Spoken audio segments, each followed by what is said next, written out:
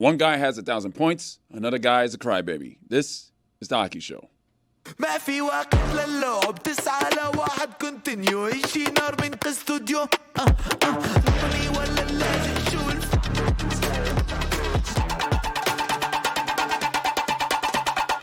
David Drog is to my left. He's with the Hockey News. Ethan is in that chair over there. And Rosie is in Athens, Georgia with Lucy Rodine. Please be safe. I know your travel last week was not great, so be careful out there. Shutdown's over. In good hands. Mally's driving. Yeah. No. Really? I think, yeah. I'm pretty sure Mally's Yeah, driving. that's the safest hands for sure in that car. Compared to the other one, yes. Go Dogs. My name is Roy Bellman. Whoa. That is nonsense. We do not peddle that kind of nonsense on this show.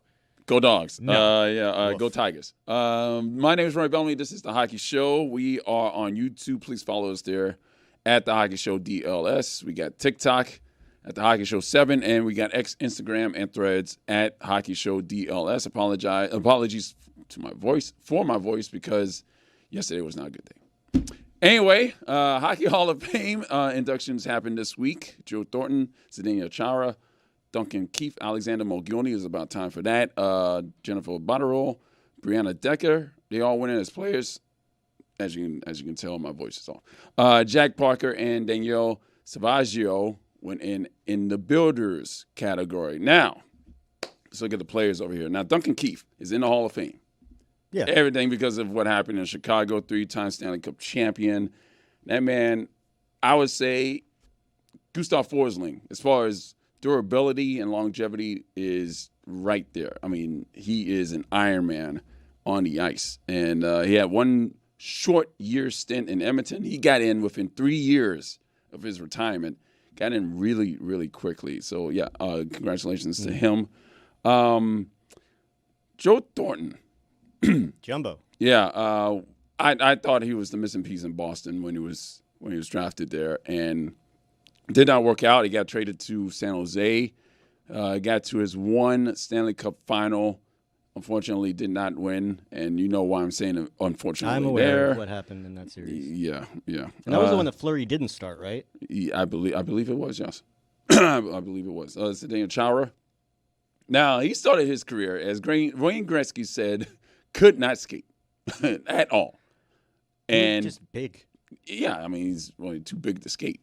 But then the man got his game much better. He worked on his game and became a Hall of Famer and was basically one of the best leaders, best captains in the league. Yeah. He just had to get off the island, like so many players in that time Just frame. like Luongo. Just had to get out of there, like Ole Jokinen. Yeah, that was a terrible Islanders team, man. Terrible. Alexander Mogilny, it took a long time Finally. for the man to get his flowers and to be inducted into the Hall of Fame. Finally, the 1992-93 season with the Buffalo Sabres. God. That season right there, that's Hall of Fame level. 76 goals. Oh, my God, dude. Yeah. Jennifer Botterill, Brianna Decker, gold medal winning Olympians. They deserve to be in there, so congratulations to them. Alexander Mogilny, though, I got to get back to this. One Stanley Cup win with the New Jersey Devils, over 1,000 points. I think they definitely got this one right, this Hall of Fame class, David. Yeah, this was a good one, right? Like, it's just a lot of head nodding, like, yep, I get that one, I get that one. And then when you throw in Mogilny, along with the likes of Keith, with Jumbo, like, yeah, this is a good one. The only thing missing is a goalie, right? Yeah, no goaltenders in this year's class. I mean, like, they've done good with the goalies. You know, Henrik, Barrasso, Vernon, I think is going to be in like the net. Like the Vernon Richters are going to be maybe in the next, come around of when they come back to goaltenders. But no, we're good. And then we saw a goalie go in not long What ago. do you mean by when they come back around to goaltenders? Well, like, I feel don't know like a it lot comes about in the ebbs Hockey and Hall of Fame, flows. so like I they only decide to elect goalies certain years. Like I don't know. goalies There's should no get in. there's no criteria. I just think it's come in ebbs and flows when we've seen Yeah. goalies come and then we don't get a couple goalies and we're like, where are the goalies? And then you get a few goalies. So I feel like we're about to go into like a dry spell for a couple of years before we bring them back in. Can I ask you guys something? How would you compare the difficulty of getting into the Hockey Hall of Fame to other sports Hockey like Hall of baseball? I know basketball, like everybody gets into the Basketball Hall of Fame, but how would you say? Where would you say hockey ranks among the four major sports? I would think that it would be probably probably second easiest to get in. And baseball is definitely the hardest because the media is subjective and worst. petty. Yeah. So, the most petty. And the Hall has given many, as far as Baseball Hall of Fame, has given many chances to the PED era players. I mean, Barry Bonds is. It's ridiculous that he's not in. It's ridiculous. They weren't breaking the rules. Isn't in. Yeah. It was really entertaining. I don't know. Mm-hmm. That was it. 97. That was fun. Yeah, 98. 98. That was awesome. 97 was fun too. Yeah, that's right. 97 was the World Series. 98 was the McGuire. But I remember I went to a couple of those Marlins games where it went from like 2,000 fans on Wednesday to 20,000 fans on Thursday because McGuire was there. One of my high school TV production classmates, he was the kid that ran out there and fell through the tarp for the home run. That was him. Billy. I remember you, buddy. David, Chris Cody, and I, as well as Danny Benitez until went to cover Roberto Lurango's Hall of Fame induction in Toronto. That was cold. You have a story for that. Am I allowed to tell that story? You used to give me really dirty looks when I would tell that story, so I stopped telling it for a little while. You might as well. I'm trying to kill time here on this clock. Go ahead. You've piqued my interest. So when we went for the All-Star, for the Luongo's Hall of Fame induction, the way that they do it at the ceremony is they have like a red carpet outside the Meridian Theater, which is right across the street from the Hockey Hall of Fame. So we set up, we had a great spot on the red carpet right where players were walking in, just on the corner. It was a perfect spot. There was a spot across the street to get coffee and stuff, which comes in. Tim Hortons, yeah. So about, I don't know, we're out there for about an hour? Yeah, just about. And it was really cold. And people are swinging through. Panthers brass are swinging through. And up comes Brian McCabe, longtime Panthers player, front ops, hockey ops, front office guy. And we're interviewing him. Yeah. We get a few questions in. Literally, Roy freezes. It was so cold that Roy froze in the moment. Everything shut down on me. Like, it was bad, man. Like, I felt like I thought I was prepared. But I guess I'm basing this off of South Florida cold. I haven't been in Canadian 28 degree weather. What time of year was it? It was like November, It's November. How cold was it? It was probably like 24. 20s, 30s. Oh, yeah, come 24. on. It was cold. But we weren't like layered up. Yeah, properly. Like you had, didn't expect the cold? We had like No. a shirt, a sweater, a jacket. But, I don't think we had like proper insulation. No, going that's on. not. Like the Under Armour wasn't You got to have a going coat on. Double socks. I saw that as Brian McCabe, but I was so cold that I completely blanked. And also, this is one of the first few times that I'm actually doing interviews with anybody. So there's that too. So I'm over here thinking of questions and then realizing, oh crap. What is your name? What is your name, Brian Sir? McCabe? Which a man who I've seen for about 20 years? decade, yeah, I mean, about a before decade his and a half. Panthers days, a while, yeah. Yeah, as a Toronto Maple Leaf, mostly. He played it off well, though. Like, he seemed to get it. Yeah. He didn't give you any shit. Yeah, like, he knew I was cold. And he saw me run off to the Tim Hortons to get that hot Yeah, chocolate. he disappeared for like 20 minutes. Yeah, I was waiting in line. Oh, my God. Yeah, so yeah. But that was a fun few days, aside from your literal brain freeze. You had ramen for the first time on that trip. Thanks to you and Danny and Chris. That was yummy. Yeah. Yeah, man. That was some good ramen, dude. Oh, man, that was delicious. Had egg. And I had a nice soft-boiled egg in there. I did not eat the egg. Yeah. That's the best part of ramen, dude. That's don't like eggs. literally my favorite part is I get extra egg whenever I get ramen. I don't like eggs. I did recently. I've always that's true. You don't eat eggs. I've been You told me saying this like recently. forever how like omelets seem so delicious because you're taking all of your favorite foods and flavors and putting them together. But I realized that there is an omelet that I can eat, and I've been eating it for years. And it's the same thing. It's a mixture of different flavors inside something delicious. It's called a calzone. And I've been eating those my whole life. So at least That's an interesting comparison. I got that going for me. I mean, every baked good has egg in it. Almost every baked But you don't good. taste the egg. That's the thing. You're But not egg tasting- adds a little bit of extra flavor that's like really good to certain things. Like certain things come with, like, have you ever had an egg everything bagel? Yeah, and I like them. Delicious. Yeah. So then you would like eggs. You would think so. You would think so. Ryan Very O- intriguing. We're going to get more to the bottom of this throughout the weeks coming up. Ryan O'Reilly was tough on himself after the Predators lost to the Flyers this week. Tougher than I usually hear athletes talk about themselves. And here is what he had to say about himself.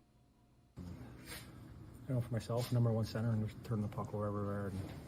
And can't make a 6-foot pass to save my life, so we're not going to have much success if I'm playing pathetic like that. So it's stupid. I don't know the answer. I've had one good year in my career, and I don't have any answers. That's for sure. Well, according to our friend Greg Wyshynski of ESPN on Monday, O'Reilly walked back his self-deprecating comments because apparently he came off as a crybaby. Now, maybe it sounded like woe is me on that situation there, but I mean that's why he's a leader. That's why he's the alternate captain on that team. I mean, it starts with him, right? So to me, I think it's pretty refreshing that he's actually placing mostly the blame on the Predators Rose, who, by the way, are the second worst team in the Western Conference at last check, who lost, I believe, 5 in a row now? 5 in a row? They may have played last night. But 3 in a row. They lost 3 in a row last night. According to the standings. And, I mean, it's been bad. But it's on. He's saying it's on him. This clip makes me feel so bad for Ryan O'Reilly, though. Like, where is his mental state at that he's coming at himself like that? Like, Ryan O'Reilly's a good player. He's been a good player for a long time. He won a Conn Smythe. He won a Selke. Like, he's been on good teams and been a good player and a productive player on good teams. Like, he hasn't only had one good season. This clip just made me feel bad for him. Like, I came away sad when I saw this. He just struck me as a pissed off athlete after a bad game. Like, I didn't really think too much into it. And you were right, they have lost 5 in a row, which the first 2 were in overtime. Mm-hmm. But they've also lost 8 of 9 and 12 of 15. And it's not good. I feel bad for our boy Bruno out there in Nashville. It's not going very well. But yeah, I don't know. I really didn't think this was much more than a guy who's just playing on a real shitty team. He's not happy with the way he's playing, and he just kind of, let it out. It's crazy how fast that Nashville thing has just gone the complete opposite direction. Yeah. Like, they won the offseason last year. They signed Brady Shea. They signed Jonathan Marchand. They signed Steven Stamkos. And now at least 2 of those players are hot, trade candidates. They're probably going to fire their coach here soon. They might fire the general manager. Yeah, well, if they fire their or they're going to have their general manager come downstairs and coach the team and try and wheel the team out of this. But it's just an ugly mess. Pat Riley situation. It's just an ugly mess in Nashville right now. That roster is kind of nowhere. They don't have any center depth. Like, I don't know what you do, because you're not going to get a lot for Stamkos. His contract's really expensive. You're not going to get a lot for Marchand. His contract's really expensive. Like, Ryan O'Reilly's a guy you might move. You're not going to move Roman Josi. They would riot in the streets in Nashville if you did that. So UC Saros is a guy that could be on the move in Edmonton. Very interesting situation there, and I have no idea what you do other than blow it up, because that's basically the only option at this point. Well, I guess O'Reilly's going to have to ask Saros about his financial portfolio again, because he might need a new house. No goals. No goals. We lost the legend covering the NHL this week, Larry Brooks, who covers the New York Rangers for the New York Post. He's had plenty of run-ins with players and coaches, specifically John Tortorella, and Torts gave a very nice tribute to him. This is how it sounded. This is a man that just passed. Jordan, Joanna, two grandkids. 2018 Hall of Famer. He's an icon. We had our disagreements, right, along the way. But the thing I always respected about Larry is no matter what the day brought, him and I disagree, and we had a lot of disagreements, but we disagree and we go at it, but he'd be there the next day, right, ready to ask another question. He'd be there face to face. I just had so much respect on how hard he worked at his job. We're both trying to do our business, right? I need to protect my hockey team sometimes. He needs to, he has information, and he has information. That's one thing. He worked at it to get information. And sometimes we butted heads, but it was never a personal thing. The accolades that he's receiving, the award in 18 is so well deserved as far as, look at his resume. He grinded. He's a grinder and turned into an icon in this business.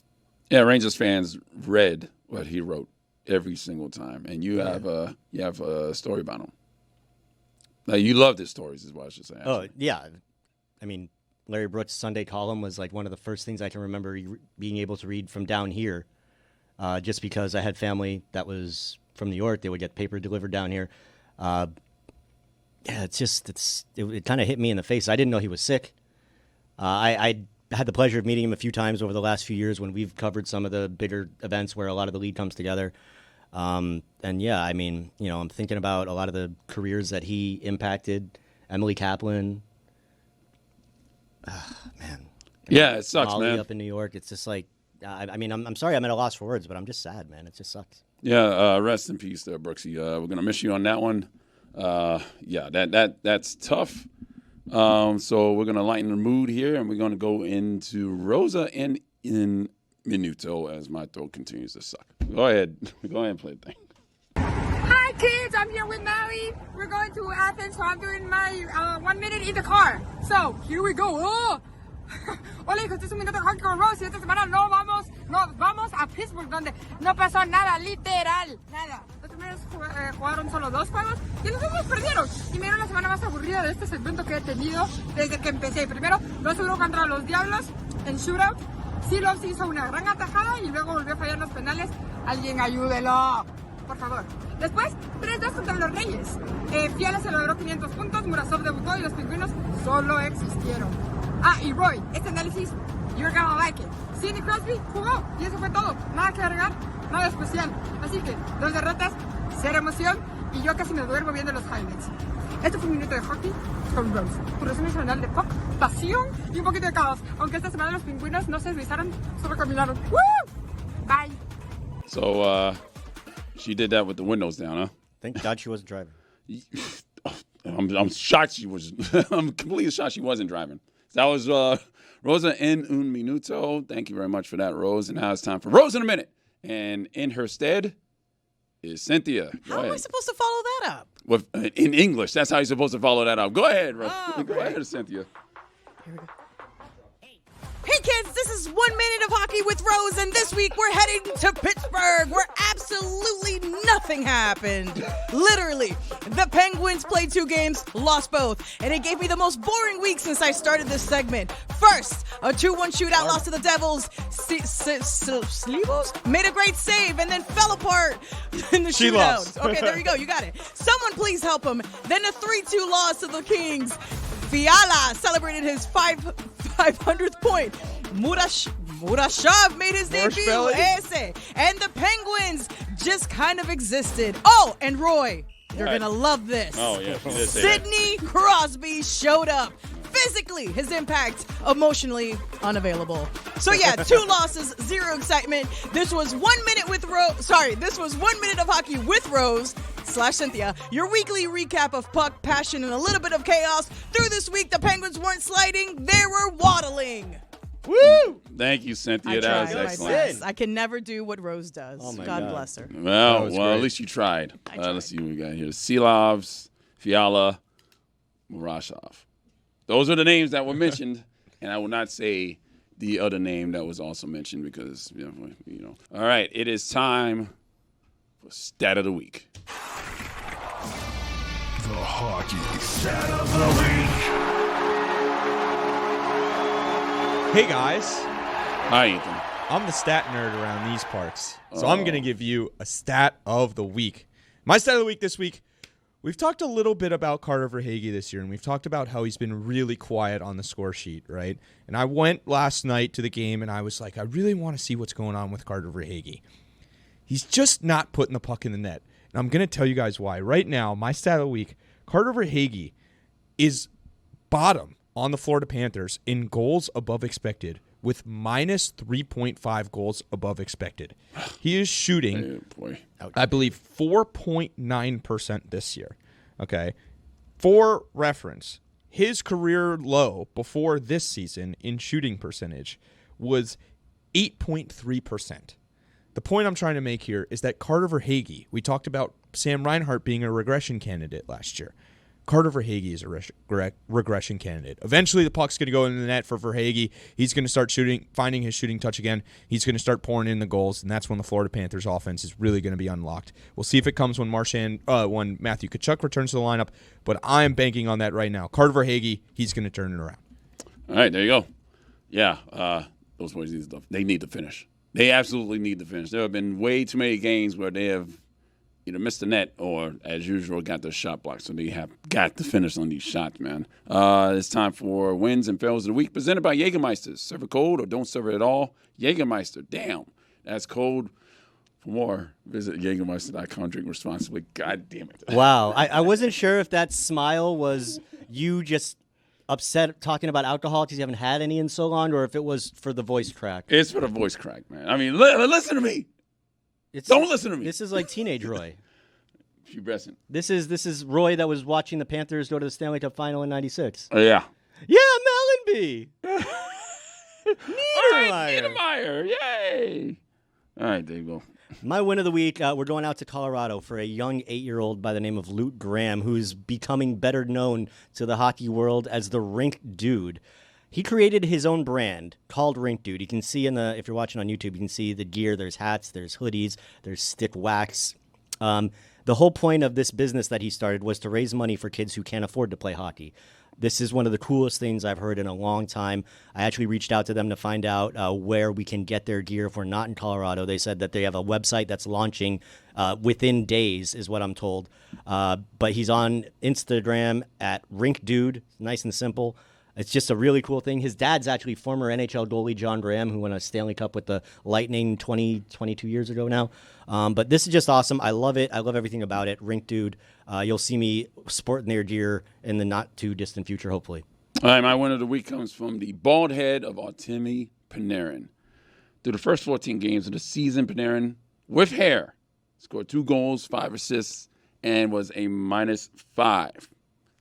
And since then, he has shaved his head. And since then, he has scored 3 goals, 6 assists, and was a +4. That's like 4 games. Too. Yeah. So there you go. Very good decision to shave his head. Now he is doing his job, making his money, and making the Rangers a little bit better. The bread is risen? Is that what bread does? Does it rise in the oven? If it has yeast, yes. So he got yeast. Ethan.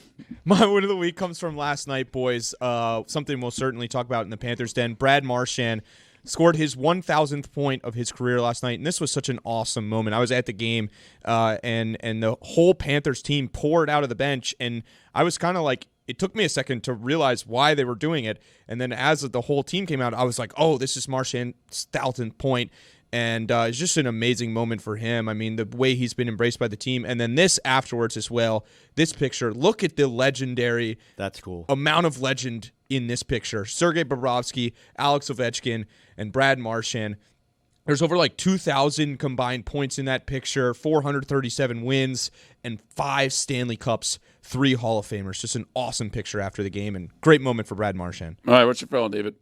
My fail of the week, I got to turn the negative eye to the goalie union, my fellow goaltenders. There was a game earlier this week between the New York Rangers and the Tampa Bay Lightning, 2 of the best goaltenders in the NHL, Igor Shesterkin and Andrei Vasilevsky. This is a take the under situation, right? Wrong! No, if you took the over in the first period, you won. Dude, you took the over in the first 5 minutes, you won. Man, I don't know what the hell happened in this game, but those 2 former Vezina-winning goaltenders gave up 7 goals combined on 18 shots in the first period. What the hell is going on? I mean, exciting game for the fans, I'm sure, but that's a disgrace for goaltenders everywhere. I don't know what that was going on. These are 2 of my favorite guys to watch, and I was reaching for the vomit bag watching this one. It was just ugly. The guy in the goaltenders union, you were pretty critical. Dude, I'd be critical of myself, man. I mean, that's like a men's league performance from hell. Okay, my fail of the week comes from the commissioner of the National Hockey League. All right. We mentioned the Hall of Fame induction earlier in the show, and it came time to induct Joe Thornton. As you know, as Dave mentioned earlier, his nickname is Jumbo. That is not what Gary Bettman said. He said this. Played. And that's what Duncan and Z, Alexander and Jumbo, not Dumbo. Sorry, Jumbo. Jen and Brianna and Dead. Yeah, that's an error. He did a Chris Cody E1 on Gary Bettman. He did a Chris Cody, Duncan and Jumbo, Dumbo. All right, it's time for Puck Luck, brought to you by DraftKings. DraftKings, the crown is yours. David, please make these people money. I'm trying, dude. We came so close last week. Damn San Jose Sharks. Yeah. All right, so this week we're going to take the Carolina Puck line today. They are hosting the Vancouver Canucks.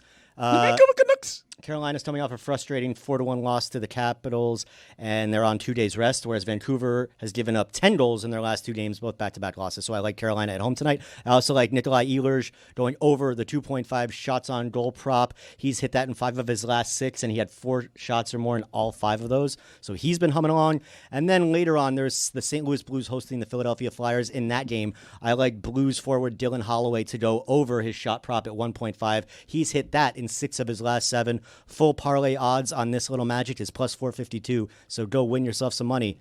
That was puck luck. All right, last night in the press box at the Capitals Panthers game, it was pointed out to me that I'm older than every single player in the National Hockey League. That did not make me happy. Brent Burns, God damn it. You are old. I sound old now. Brent Burns, who is currently playing, still doing the damn thing with the Colorado Avalanche, is the oldest player in the league right now. He was born in March 1985. I was born July of 1984. That's 10 months.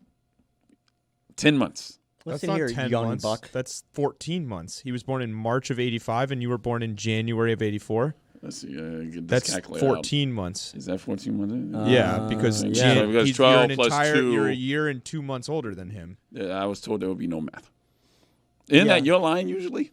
Yeah. No, Yeah. I'm still trying to do it in my head. I haven't even gotten to that line. 14 and a half months. There you go. Yeah. I'm old, Dave. Not and older so are than you, actually, Yeah, I was because like- you're older than I am. So how do you think that makes me feel? How about a little Older. Yeah. Yeah, I'm not happy about that. So, yes, it is official. We are the oldest show that covers hockey around. I keep you guys young, don't Yeah, worry. Ethan and Rose bring down the average age on the show. They hook us up in that regard. All right, we mentioned the Team Canada hockey jerseys, and we are going to get into the rest of the Olympic jerseys with Sarah Sivian of Too Many Men and of the Bleacher Report.